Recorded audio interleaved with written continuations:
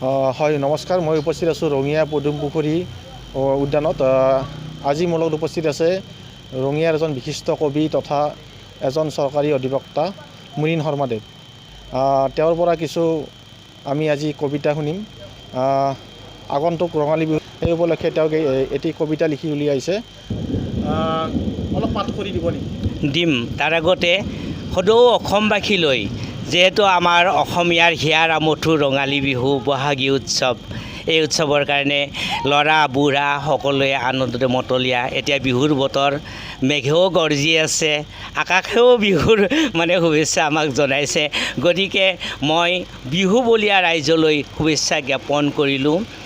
অকল যে অসমীয়া বুলি নহয়, আমাৰ বিহুক যিবিলাকে আদৰি লয় অতি মৰমেৰে, সকলোলৈয়ে মোৰ ৰঙালী বিহুৰ আন্তৰিক অভিনন্দন ও শুভেচ্ছা জ্ঞাপন কৰিছোঁ। যিহেতু মোক ৰঙালী বিহুৰ ওপৰত কিবা এটা কোৱাৰ কথা কৈছে, কবিতা মই লিখিছোঁ, অলপকৈ কিবাকিবি লিখিছোঁ, অলপ গাই দিছোঁ। মোৰ কবিতাৰ শিৰোনাম ৰঙালীৰ ৰং। ৰঙালীৰ ৰঙেৰে চঞ্চলিত মন, বহাগীজনীয়ে পদূলিত ৰৈ ৰৈ উপক্ষিছে ডেকা গাভৰুৰ লয়লাস বিহু নৃত্য উপভোগ কৰিবলৈ। গৃহলক্ষ্মীয়ে শালত বোৱা গামোচাখন লৈ ৰৈ আছে অতি হেঁপাহেৰে কাকেনো পিন্ধাবলৈ। আইতাই যতনেৰে সজাই পৰাই ৰাখিছে শৰাই গোসাঁইক পুজিবলৈ। নাতিপুতিৰ লগত ৰং ধেমালি, আনন্দত মতলীয়া আজি জীয়ৰী বোৱাৰী। লাড়ু পিঠা সান্দহ দৈ আৰু যে কত কি বিভিন্ন মিঠাই। কাৰ বাবে এই আয়োজন? নাচনীৰ হাতত জেতুকাৰ ৰঙৰ প্ৰলেপ। গৰখীয়াহঁতে গোহালিৰ গৰুক লাও বেঙেনা খুৱাইছে। ধুৱাই পখলাই দীঘলতিৰ দীঘল পাতেৰে আনন্দৰে আদৰেৰে পৰক দিছে আল ফুলে। ফুলমালা ও নৱচিকুণ বস্ত্ৰ পিন্ধাই কৰিছে গৌমাতাৰ পূজা অৰ্চনা। কি অপৰূপ এই সুমধুৰ দৃশ্য। আহাচোন প্ৰিয় সখা, আমাৰ মৰমৰ আপুৰুগীয়া এই ঢোল পেঁপা গগনালৈ কণ কণ মইনাহঁতৰ সতে এপাক বিহু নাচগৈ। মোৰ স্বৰচিত কবিতাৰ শিৰোনাম কুলিৰ মাতত। কুলিৰ মাতত আকাশো স্তম্ভিল, লজ্জাৰতা বিজুলীৰ মিছাতে বাক্ৰুদ্ধ হ'ল তাই।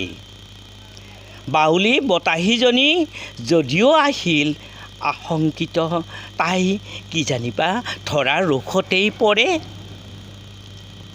প্ৰকৃতি কন্যাৰ সুকোমল স্বৰধ্বনি কেনেকৈনো নেওচিব পাৰে তাই। বৃক্ষৰাজিৰ আজি অপাৰ আনন্দ, আল ফুলে সাৱটি চুম্বন কৰিলে। কণ কণ মইনাহঁতৰো যে গাতে ততেই নাই, বলিয়া সিহঁত সৌ কুলিৰ মাতত। ঢুলীয়া ডেকা গাভৰু নাচনীৰ সংগীতৰ লহৰ, বিহু নৃত্যৰ আজি উখল মাখল। বিহুৰ ঢোল পেঁপা গগনাৰ সমাহাৰ খবৰ। মহৰ শিঙৰ পেঁপাটি লৈ সৌজন বাৰু কোন দৌৰি দৌৰি আহিছে? অ' ককাইটি বজাই দিয়ে অ', হেৰ আমাৰ হেঁপাহৰ ধনবৰ কাইটি। বিহুৱতীয়ে যে আছে ৰৈ ৰৈ, অঁ ভালকৈ আতি আতি বান্ধ ককাইটি অসমীয়া শিপিনীৰ সাতাম পুৰুষীয়া ফুলাম গামোচাখনি। ধন্যবাদ। খুব সুন্দৰ। আপুনি ইতিমধ্যে বিভিন্ন কবিতা লিখি উলিয়াইছে। দৰ্শকে যথেষ্ট সমাদৰ লাভ কৰিব সক্ষম হৈছে। আপুনি কবি সমাজক কি ক'ব? আপোনাৰ ফালৰ পৰা কি ক'ব? নৱপ্ৰজন্মক কি ক'ব আপোনাৰ? মোৰ কথা হৈছে কি, আমাৰ ভাষা সাহিত্যৰ যিটো উন্নতি কৰিব লাগে, আগৰৰ পৰাই আছে। আমি বহুত জ্যোতিপ্ৰসাদ আগৰৱালাৰ পৰা বিষ্ণুপ্ৰসাদ ৰাভা তেনেকৈ আমি বিভিন্নজন পাইছোঁ। অম্বিকাগিৰি ৰায়চৌধুৰী বা আমাৰ ৰঘুনাথ চৌধুৰী, তেখেতৰ ফুলশয্যা কবিতাটো বৰ ভাল লাগে। এনেকুৱাকৈ আমাৰ অসমৰ আছে, আমাৰ ভাষা সাহিত্যৰ চহকী আগৰ পৰা আছে। কিন্তু কথা হৈছে কি, নৱপ্ৰজন্মই আগৰবিলাকতো ফ'ল' কৰিবই লাগিব, কাৰণ পুৰণিক বাদ দি নতুনটো কেতিয়াও নহয়। গতিকে পুৰণিক সমল লৈ আকৌ নতুন নতুন চেষ্টা কৰিব লাগে। আৰু আধুনিক কবিতাবিলাক লিখাতেতো আৰু ইমান এটা হেৰি নাই, বান্ধোনটো নাথাকে। তেওঁলোকে নিজৰ মনৰ ভাৱখিনি, আচলতে কবিতাটো হ'ল মনৰ ভাৱটো প্ৰকাশ কৰা। তাত এটা ছন্দৰ মাধ্যমেৰে কৰা যায়। কবিতাটো আৰু গল্প আৰু কবিতাৰ মাজত পাৰ্থক্য আছে, নোহোৱা নহয়। কিন্তু মনৰ ভাৱখিনি, তেওঁৰ নিজৰ অনুভূতিখিনি লিখনিৰে প্ৰকাশ কৰাটো কৰ্তব্য। তেনেকৈ নতুনবিলাকেও পুৰণিখিনি আগতে পঢ়িব লাগিব। কিন্তু পুৰণি কবিতা পুথি হওক, উপন্যাস হওক, বিভিন্ন ধৰণৰ ঐতিহাসিক বস্তুবিলাকো তেওঁলোকে অলপ পঢ়িব লাগে। পঢ়াটো ডাঙৰ কথা, কাৰণ মানে আমাৰ কথা হৈছে কি, শব্দৰ ভঁৰাল। কবিতা হ'ব লাগিলে শব্দ লাগিব, শব্দৰ ষ্টক অফ ৱাৰ্ড যিটো, নিজৰ ষ্টক নিজে ৰাখিব পাৰিব লাগিব। নিজৰ যিটো জ্ঞানৰ মাজেৰে যিখিনি ওলাই আহে স্বতঃস্ফূৰ্তভাৱে, সেইখিনি অনুভৱৰ মাজেদি, তেওঁৰ অনুভূতিৰ মাজেদি প্ৰকাশ পায়। আকৌ সেইখিনিয়ে যদি লিখি লয়, তেতিয়া এটা তেওঁৰ স্বৰচিত কবিতা এটা হৈ যায়, আৰু সেইখিনি পাঠ কৰি দিলে আবৃত্তিও হৈ গ'ল। গতিকে এনেকৈ আমাৰ ভাষা সাহিত্যৰ মানে সাহিত্যই আমাৰ জাতিৰ দাপোন। যিহেতু আমাৰ কবিতা হওক, নৃত্য হওক বা বিভিন্ন ধৰণৰ অভিনয় বা সকলো ধৰণৰ আমাৰ বিভিন্ন ধৰণৰ কলা সাহিত্য আছে, সকলোৰে ওপৰতে বেছ কৰি পেলাই আমাৰ ভাষা সাহিত্য সৃষ্টি হৈছে। আৰু ভাষাটোক উন্নতি কৰিব লাগিলে আমাৰ সকলোৰে কৰ্তব্য আছে। আকৌ নতুন ল'ৰা ছোৱালীবিলাকে সেইকাৰণে বিভিন্ন মোবাইলটো চাওক বাৰু, কথা নাই, মোবাইলৰ মাজেদিও আমাৰ আজিকালি ফেচবুকত বহুত ধুনীয়া ধুনীয়া কবিতা, মইতো বহুত কবিতা লিখিছোঁ ফেচবুকত। গতিকে তেওঁলোকেও ফেচবুকৰ মাজেদি পায়। আৰু অকল যে কবিতা নহয়, নাটকৰ কথাও পায় বা বিভিন্ন ধৰণৰ আমাৰ ধৰক সাধাৰণ জ্ঞানজাতীয় বস্তুবিলাকো পায়। যদি মোবাইলটো যদি ভালকৈ ইউজ কৰিব জানে, তেতিয়াহ'লে তেওঁলোকেও তাৰ পৰা উপকৃত হ'ব। হয়, তৎক্ষণাতটো কোনে শিকাই দিব। গতিকে তেওঁলোকৰ শিকাৰ অস্ত্ৰ হিচাপত মোবাইলটো এটা হয়, আজিকালি মানে সেইটো এটা উন্নত হৈছে। তেনেকৈ পুৰণি কিতাপবোৰ আজিকালি ল'ৰা ছোৱালীবিলাকে মানে কিতাপ পঢ়িব বহুত টান পায়, নপঢ়ে। পঢ়িব লাগে, যিবিলাক আমাৰ ডাঙৰ আমাৰ গুৰুজনবিলাক আছে। মই যেনেকৈ মই কিবা এটা কৰিব লাগিলে বিষ্ণু ৰাভাৰ মানে নকৰাকৈ মই নিজে কৰিব নোখোজোঁ, তেনেকৈ আমাৰ জ্যোতিপ্ৰসাদ আগৰৱালাৰ মানে কথাখিনিও মই নিজে আওৰাই লওঁ। তেখেতৰ কবিতা এটা হ'লেও মই ফাংচনত যদি কোনোবাই মাতে, মই কৰি দিওঁ, এনেধৰণৰ। বা ৰঘুনাথ চৌধুৰীৰ কবিতাও মই যিহেতু ভাল পাওঁ, সত্যনাৰায়ণ দুৱৰাৰ কবিতা, তেনেকৈ বিভিন্নজন কবিতা আছে আমাৰ আগৰ, তেওঁলোকৰ পৰাও আমাৰ ভাল ভাল লিখনিখিনি কবিতাখিনি বাছি লৈ পেলাই যদি সমাজে আগবাঢ়ি যায়, তেতিয়াহ'লে সমাজখনৰো উপকৃত হ'ব, মেইনলি তেওঁৰো নিজৰ হ'ব আৰু তেওঁৰ জ্ঞানৰ ভঁৰালটো বাঢ়িব। সেইকাৰণে মই আগতে কৈছোঁ ষ্টক অফ ৱাৰ্ডছ যিটো শব্দৰ ভঁৰালটো লাগিব। আৰু শব্দটো তাৰমানে কি, মানে ভুলকৈ কৰিলেতো নহ'ব, শব্দখিনি মানে ভালভাৱে কৰি গাঁথনি কৰি পেলাই তাৰ মাজেদি তেওঁৰ অনুভৱবোৰ প্ৰকাশ কৰি গ'লে সেইটো এটা সুন্দৰ কবিতা হ'ব। গতিকে নতুন সমাজক মই আহ্বান জনাইছোঁ, তেওঁলোকক মোৰ ওচৰত যিবিলাক আহে, মইতো প্ৰায়ে মই সময় মিলাব নোৱাৰোঁ, অফিচিয়েল কাম থাকে, কিন্তু তাৰ মাজেদি মোক বিভিন্নজনে আহি পেলাই মানে মোক হেৰি কৰে। আৰু মই কেতিয়াও বিৰক্ত নহওঁ, কাৰণ মই সেইটো গৰ্ব কৰা বস্তু নহয়, অহংকাৰ কৰা বস্তু নহয়। মোৰ মাজত যিখিনি আছে, হয়তো মোৰ বৰ বেছি এটা নাই, ময়োতো ষ্টাডিয়ে কৰি আছোঁ, কিন্তু সেইখিনি মই বিতৰণ কৰাৰ প্ৰচেষ্টাটো মই হাতত লোৱাটো কৰ্তব্য। কাৰণ মোৰ বস্তুখিনি মোৰ ভিতৰতে সোমাই থ'লেতো নহ'ব, এইখিনি আমাৰ ৰাইজে জানিব লাগিব, উঠি অহা প্ৰজন্মই জানিব লাগিব, তেতিয়াহে ল'ৰা ছোৱালীবিলাকে শিকিব। সেইখিনিয়ে ক'ব খোজোঁ। আৰু আমাৰ মুছলিম ভাইসকললৈ মোৰ মানে আন্তৰিক অভিনন্দন জ্ঞাপন কৰিছোঁ, ঈদ উল ফিতৰৰ শুভেচ্ছা দিছোঁ। ঈদ মোবাৰক। যিহেতু তেওঁলোকৰ এটা এইটো পবিত্ৰ ৰমজান মাহ, ঈদ উল ফিতৰৰ ওপৰত অকণমান গাই দিছোঁ। মোৰ কবিতাৰ শিৰোনাম শান্তি, সম্প্ৰীতি, ঐক্য। পবিত্ৰ ৰমজান মাহৰ অন্ত,